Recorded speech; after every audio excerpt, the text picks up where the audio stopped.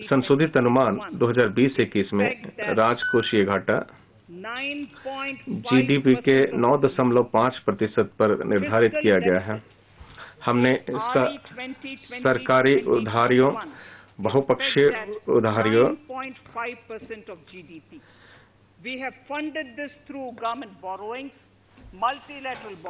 हमने इसका सरकारी उधारियों, बहुपक्षीय उधारियों, लघु बचत निधियों और अल्पावधि उधारियों के माध्यम से निधियन किया है।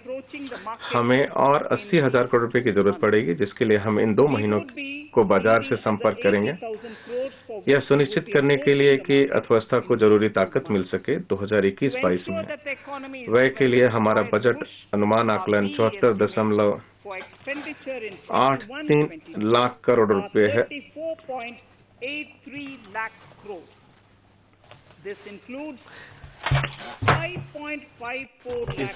इसमें पूंजीगत व्यय के रूप में 5.54 लाख करोड़ रुपए शामिल है।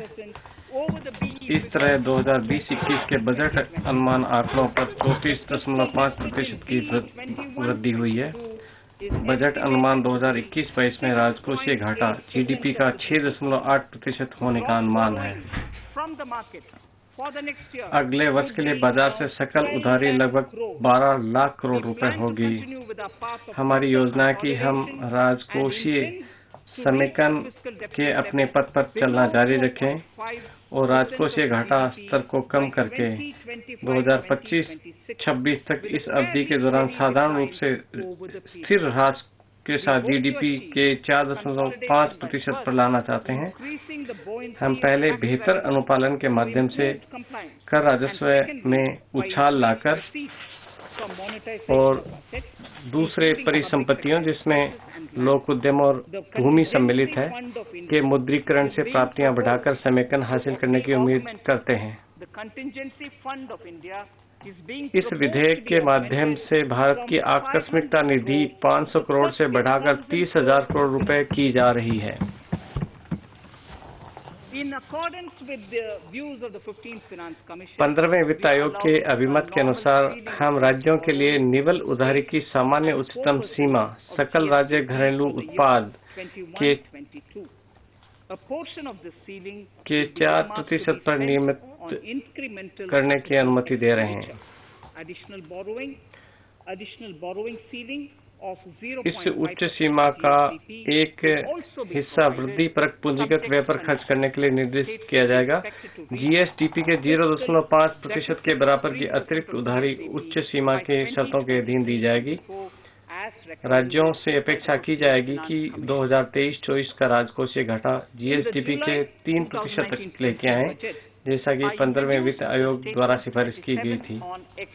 जुलाई 2019-20 बजट में मैंने अतिरिक्त बजटीय संसाधनों पर कथन 27 पेश किया था। उसमें सरकारी एजेंसियों की उन उधारियों का खुलासा किया गया था जो भारत सरकार की योजनाओं के वित्त पोषण की दिशा में जाती हैं।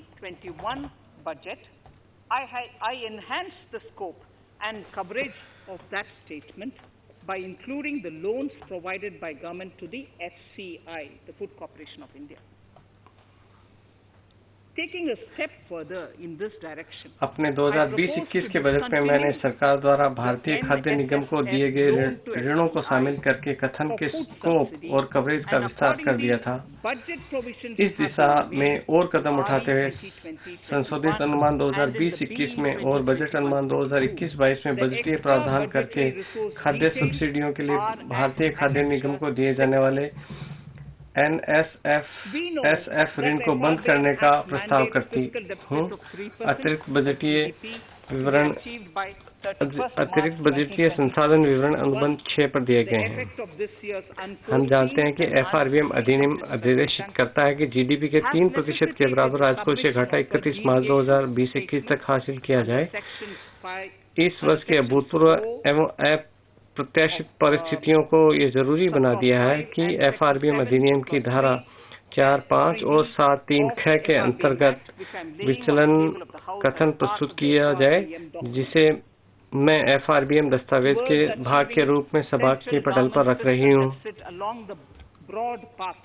सामान्य वर्ग, जिससे पहले ही मैंने उल्लेख किया है, के साथ केंद्रीय सरकार के राजकोषीय घाटे को उपार्जित करने के लिए मैं FRBM अधिनियम में संशोधन पेश करूंगी।